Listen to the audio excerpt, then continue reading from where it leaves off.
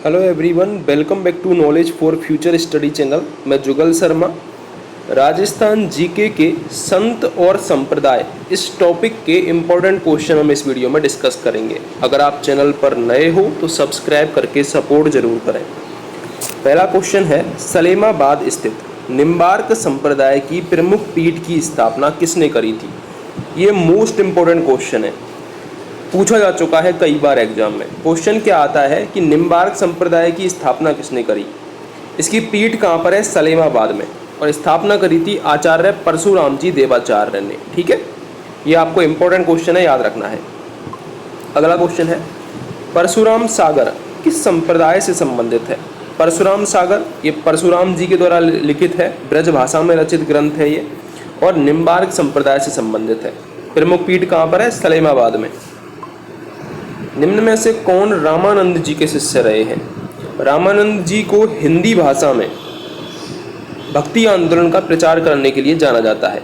रामानंद जी के शिष्यों में कबीर, धन्ना जी, पीपा जी, इसके अलावा सेनानाई, सदना जी, रैदास, ये प्रमुख शिष्य रहे हैं। ऐसा माना जाता है कि रामानंद जी के शिष्य हर जाति के थे, जाट भी थे और एससी कैटेगरी के भी थे, बड़ी जातियों के भी थे, मतलब हर जाति का समन्वय था, सामाजिक सौहार्द था।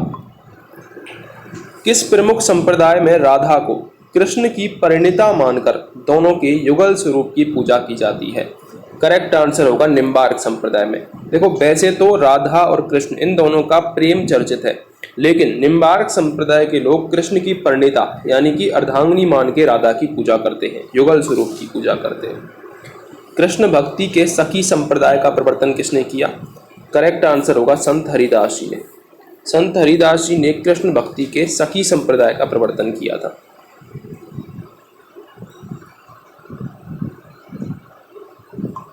अगला क्वेश्चन है, निम्न में से कौन सा संप्रदाय हंस संप्रदाय के नाम से भी जाना जाता है? करेक्ट आंसर होगा निम्बार्क संप्रदाय। ये भी बहुत अच्छा क्वेश्चन है और पूछा जाता है एग्जाम में कि निम्बार्क संप्रदाय को ही हंस संप्रदाय भी कहते हैं। ठीक है, अगला क्वेश्चन है, वेदांत परिजात भाष्य इसकी रचना किसने करी? वेदांत परिजात भाष्य की रचना निम्बार्क संप्रदाय। निम्बार्क संप्रदाय की प्रधान पीठ कहाँ पर है? ये सलेमाबाद में है। स्थापना किसने करी? परशुराम जी देवाचार्य ने। किस संत को वैश्वा नरावतार अग्नि का अवतार कहा गया है? करेक्ट आंसर होगा वल्लभाचार्य को। अच्छा क्वेश्चन है ये भी। वल्लभाचार्य जी को वैश्वा नरावतार यानी कि अग्नि का अवतार कहा गया है।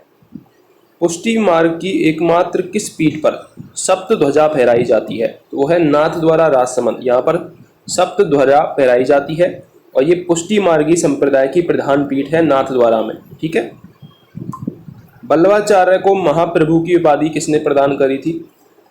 कृष्णदेव राय ने वल्लभाचार्य जी को महाप्रभु की उपाधि प्रदान की थी। ईश्वर की कृपा के लिए वल्लभ संप्रदाय किस शब्द का प्रयोग करता है? करेक्ट आंसर होगा पुष्टि मार्ग का। फर्स्ट ऑप्शन करेक्ट है। राजस्थान में वल्लभ संप्रदाय का प्रमुख धार्मिक स्थल कहाँ पर है? वल्लभ संप्रदाय का धार्मिक स्थल नाथद्वारा में है। नाथद्वारा पहले सिहाड़ गांव के नाम से जाना जाता था। यहीं पर राज सिंह जी ने इस मंदिर को बनवाया था। ठीक है, राज सिंह जी ने शरण दी थी औरंगजेब के टाइम पर। अगला क्वेश्चन है, अणुभाष्य लिखकर शुद्धाद्वैत दर्शन का प्रतिपादन किसने किया? करेक्ट आंसर होगा वल्लभाचार्य। इन्होंने अणुभाष्य लिखा और शुद्धाद्वैत दर्शन का प्रतिपादन किया। पुष्टि मार्ग संप्रदाय का प्रवर्तन किसने किया? वल्लभाचार्य जी ने। मूल रूप से गौड़ीय संप्रदाय के प्रवर्तक कौन थे? गौड़ीय संप्रदाय के प्रवर्तक स्वामी माधवाचार्य जी को माना जाता है। 12वीं सदी में वैष्णव भक्ति मत गौड़ स्वामी द्वारा अधिक प्रचारित किए जाने के कारण इसे गौड़ीय संप्रदाय कहा गया। किस जाति में बिश्नोई संप्रदाय की सर्वाधिक मान्यता है? बिश्नोई संप्रदाय जाट जाति में सर्वाधिक मान्यता है इसकी। ठीक है, जम्बू जी की प्रमुख कार्यस्थली कहाँ रही है? तो जम्बू जी की प्रमुख कार्यस्थली समरातल धोरा में रही है। कहाँ पर है ये? बीकानेर में। ठीक है, अगला क्वेश्चन है, बिश्नोई संप्रदाय की प्रमुख पीठ कहाँ पर स्थित है?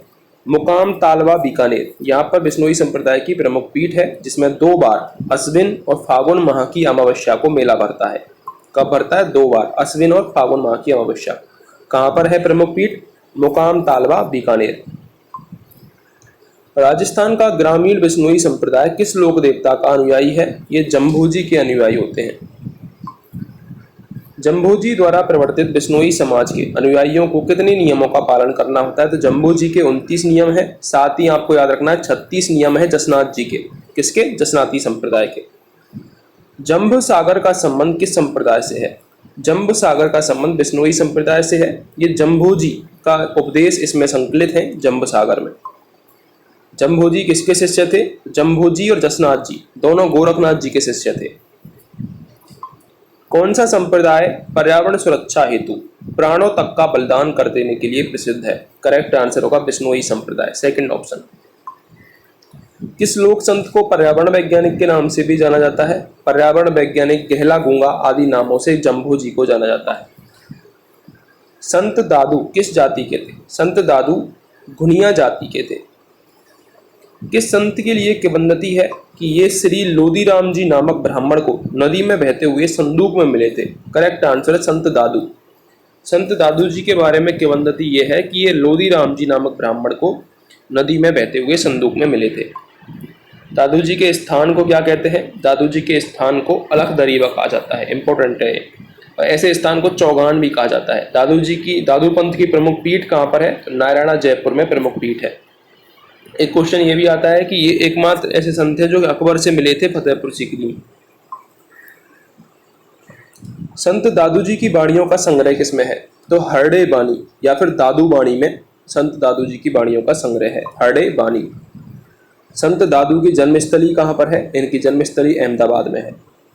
ब्रह्म संप्रदाय और परब्रह्म संप्रदाय निम्न में से किस पंथ के अन्य नाम है? ये दादू पंथ के अन्य नाम है ब्रह्म संप्रदाय और परब्रह्म संप्रदाय।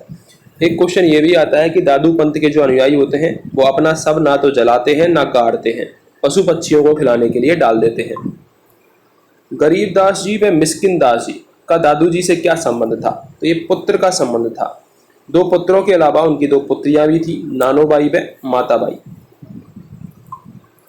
दादू जी के किस शिष्य ने अपनी रचना भक्तमाल में दादू के 52 शिष्यों के नामों का उल्लेख किया है? करेक्ट आंसर है राधोदास जी। दादू जी के शिष्य थे राधोदास, इनकी रचना है भक्तमाल।